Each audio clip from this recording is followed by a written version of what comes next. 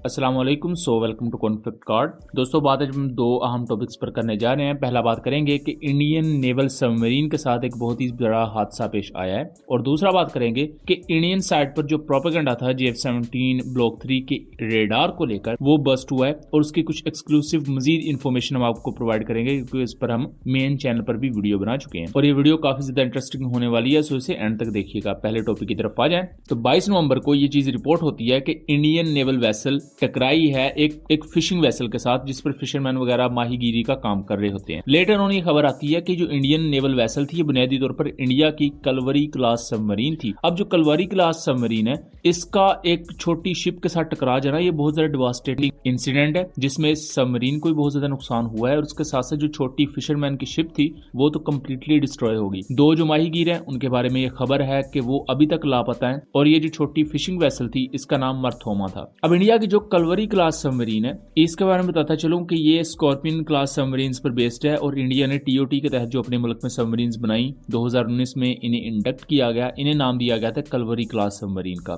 इससे पहले जुलाई 2024 में ही हम INS ब्रह्मपुत्रा फ्रिगेट की डिस्ट्रक्शन का मामला देख चुके हैं कि वो मुंबई में किस तरह उसके साथ इंसिडेंट हुआ, और वो पूरी की पूरी शिप, पूरी की पूरी जो फ्रिगेट थी वो डिस्ट्रॉय होगी, पानी में डूब गई। उस पर डिटेल वीडियो हमने मेन चैनल AM रात पर बनाई हुई है, उसका लिंक मैं डिस्क्रिप्शन में दे दूंगा, आप उस वीडियो को जरूर देख लीजिएगा। उसके बाद भी मल्टीपल टाइम्स ऐसे वाकयात जरूर रिपोर्ट हो चुके हैं जिसमें इंडियन नेवल शिप्स पर फायर इंसिडेंट हो जाता है, आग लग जाती है कुछ पर्टिकुलर एरियाज में, तो ये चीजें चलती आ रही थी। अब ये जो रिसेंट वाकया कि एक सबमरीन टकरा गई एक छोटी शिप से, उसमें अब इंडियन साइड ये क्लेम कर रही है कि सबमरीन को तो कोई नुकसान ही नहीं पहुंचा, जो कि बिल्कुल ही एक झूठ बात है और इसमें कोई सच्चाई नहीं है। इसमें सच्चाई इस वजह से नहीं है कि एक सबमरीन एक शिप के साथ टकराती है, शिप कंप्लीटली डिस्ट्रॉय हो जाती है, उस पर 13 लोग थे और उनमें से 2 मिसिंग है। तो आप जस्ट इमेजिन करिए कि डिवास्टेटिंग इवेंट है। लेकिन ये कहा जाए कि सबमरीन को तो कोई नुकसान ही नहीं पहुंचा, ये तो बिल्कुल गलत बात है। सबमरीन को भी सर्विस लेवल पर हम ये कह सकते हैं कि डैमेजेस जरूर हुए हैं, और इन डैमेजेस को रिपेयर किया जा सकता होगा ऑब्वियसली।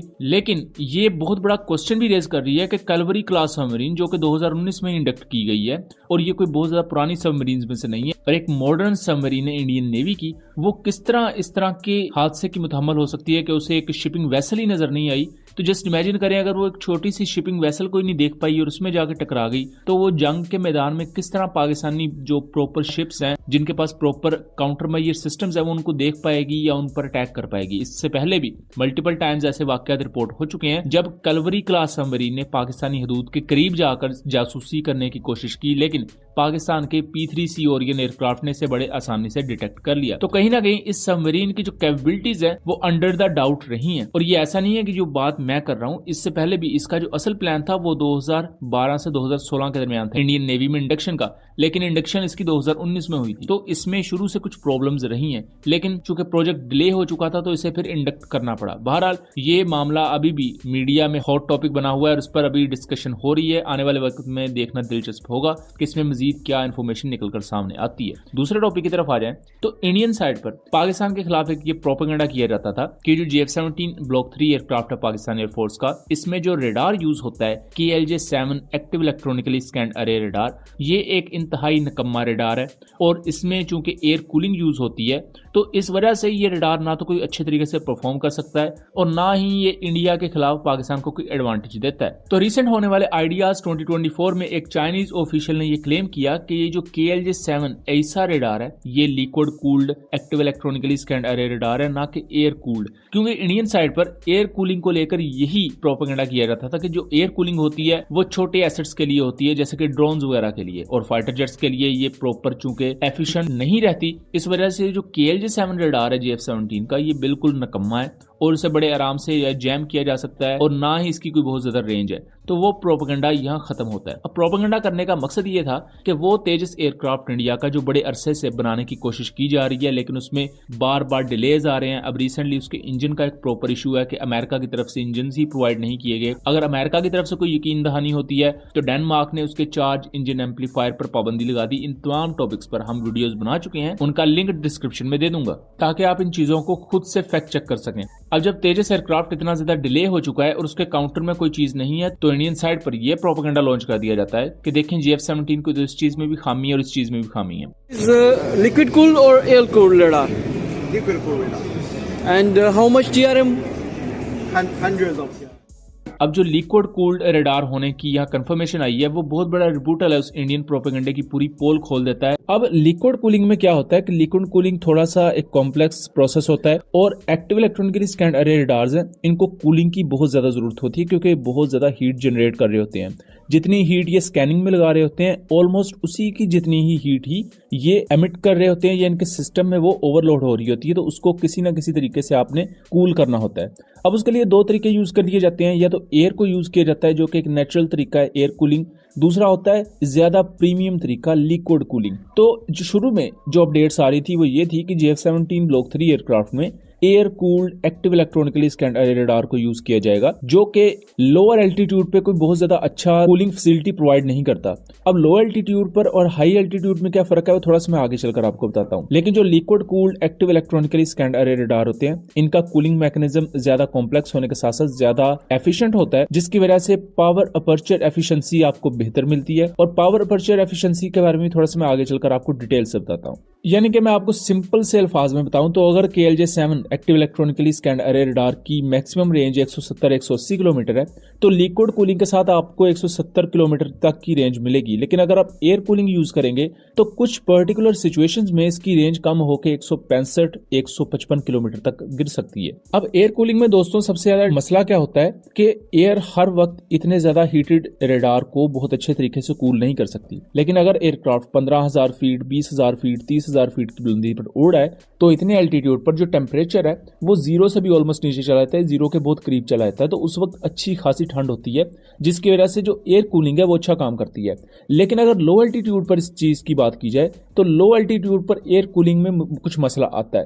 तो यहाँ पर पायलट की टैक्टिक्स पर आता है कि उसने अगर कोई ऑपरेशन सर अंजाम देता है तो उस पर्टिकुलर एल्टीट्यूड पर जाके अगर वो रडार को ऑन करता है या उसकी ऑप्टिमल पावर को यूज करता है स्कैनिंग के मामले में तो तब उसे मदद मिलती है। लेकिन लो एल्टीट्यूड पर अगर वो रहेगा तो चूंकि उस वक्त हवा इतनी ज्यादा ठंडी नहीं होगी, एयर कूलिंग उतनी ज्यादा बेटर उसे प्रोवाइड नहीं हो सकती, तो इस कॉन्टेक्स्ट में रडार की एफिशिएंसी पर असर पड़ेगा। अगर लिक्विड कूलिंग की बात कर ले उसके मुकाबले में तो चूंकि अब ये बात कंफर्म हो चुकी है जो KLJ-7 एक्टिव इलेक्ट्रॉनिकली स्कैन्ड अरे रडार JF-17 ब्लॉक 3 में है ये लिक्विड कूल्ड है, तो लिक्विड कूल्ड रडार्स आपको हर वक्त एक जैसी एफिशिएंसी प्रोवाइड करेंगे क्योंकि आपके पास एक पर्टिकुलर लिक्विड जेल मौजूद है जो कि उसके सिस्टम को कूल कर रहा है। अब इसमें इतनी ज्यादा हीट क्यों पैदा होती है तो ये एक टेक्निकल चीज है। इसके लिए एक लफ्ज यूज किया जाता है power aperture efficiency. Indian side पर कुछ लोगों ने इसे पावर एडेड एफिशिएंसी भी पढ़ा था, लेकिन ये लफ्ज है power aperture efficiency. Power aperture efficiency ये होता है कि जो सोर्स से ये एनर्जी से मिल रही है इंजन की तरफ से उसमें से कितनी एनर्जी स्कैनिंग में लगाएगा और बाकी कितनी एनर्जी हीट में चेंज हो जाएगी। अब जो वो हीट में एनर्जी चेंज हो जाती है उसे आपने किसी न किसी तरह रडार से निकालना है। अगर आप उसे एग्जॉस्ट की तरफ या उसे कूल नहीं करेंगे तो रडार की फंक्शनैलिटी खराब हो जाएगी, आपको इसमें ग्लिचेस देखने को मिलेंगे। तो power aperture efficiency gallium nitride based radar में आपको 50% के अराउंड, ये 50% से कुछ ज्यादा आपको देखने को मिलेगी, जबकि गैलियम आर्सेनाइड रडार्स में ये 40-44% तक देखने को मिलती है। यानी कि अगर हम गैलियम नाइट्राइड रडार की बात कर ले तो 50% जो पावर है वो स्कैनिंग के लिए यूज होती है, जबकि जो बाकी 50% पावर है वो हीट में चेंज हो जाती है। अब जब हीट में इतनी ज्यादा पावर चेंज होगी तो तब उसे आपने हर सूरत कूल करना होता है। इसीलिए जो एक्टिव इलेक्ट्रॉनिकली स्कैन्ड अरे रडार है ये चूंकि एक ही वक्त में मल्टीपल फ्रीक्वेंसीज पर स्कैन कर रहे होते हैं, इस वजह से इनमें हीट भी बहुत ज्यादा जनरेट हो रही होती है। तो इसीलिए उसकी कूलिंग के लिए आपके पास प्रॉपर कूलिंग मैकेनिज्म होना चाहिए। तो यहाँ ऐसा रडार कुछ मामलात में कॉम्प्लेक्स बन जाते हैं, जबकि इस तरह की बहुत ही ज्यादा स्ट्रिक्ट मेजर्स आपको नॉर्मल पल्स डॉपलर रडार में लेने नहीं पड़ते। एक्टिव इलेक्ट्रॉनिकली स्कैन्ड अरे रडार को बहुत ज्यादा कूलिंग की जरूरत इस वजह से भी होती है क्योंकि इसमें सेपरेट TR मॉड्यूल्स होते हैं, क्योंकि हर सेपरेट मॉड्यूल ट्रांसमीटर का भी काम कर रहा होता है और श्वाओं को रिसीव करने का यानी कि रिसीवर का काम भी कर रहा होता है। तो जब इतने ज्यादा TR मॉड्यूल्स होते हैं जो कि KLJ-7 में 1000 के करीब TR मॉड्यूल्स हैं, तो इस वजह से इसका कूलिंग सिस्टम बेहतर होना चाहिए। अब जो एयर कूल्ड रडार है उसके बारे में आपको पहले बता चुका हूं कि वो एक पर्टिकुलर एल्टीट्यूड या उससे ज्यादा के एल्टीट्यूड पर अगर आप उसे यूज करें तो वो आपको अच्छी परफॉर्मेंस देता है, लेकिन लोअर एल्टीट्यूड पर वो अच्छी परफॉर्मेंस शायद उतनी अच्छी ना दे पाए, उसमें कुछ फर्क आएगा, ये बात फैक्ट है। लेकिन ऐसा हरगिज नहीं है कि जो एयर कूल्ड रडार हैं वो बिल्कुल नाकाम रडार्स हैं या वो बिल्कुल काम नहीं करते, ऐसा बिल्कुल नहीं है। ये चीज आप समझ लें कि एक वेल एग्जैजरेटेड प्रोपेगेंडा के तौर पर समझ सकते हैं, क्योंकि अगर एयर कूल्ड रडार इतने ही ज्यादा नकम्मे होते तो आज दुनिया में कोई भी एयर कूल्ड रडार एग्जिस्ट ना करता। तो हम यहाँ कंक्लूड कर सकते हैं कि JF-17 ब्लॉक 3 एयरक्राफ्ट अपने KLJ-7 ऐसा रेडार का प्रॉपर पोटेंशियल यूज करने के काबिल है और लिक्विड कूलिंग की वजह से हम एक्सपेक्ट कर सकते हैं कि ये इस रेडार की मैक्सिमम रेंज तक स्कैन करने के काबिल है, जो कि 170 से 180 किलोमीटर है और कुछ पर्टिकुलर सिचुएशंस में इसकी रेंज 200 किलोमीटर तक जा सकती है अकॉर्डिंग टू सम रिपोर्ट्स। तो बहरहाल दोस्तों, उम्मीद करता हूँ चीजें क्लियर रही होंगी। वीडियो पसंद आई हो तो इसे ज्यादा से ज्यादा शेयर कीजिएगा ताकि इस आगाही को आगे फैलाया जा सके। मिलेंगे अगली वीडियो में, तब तक के लिए अल्लाह हाफिज।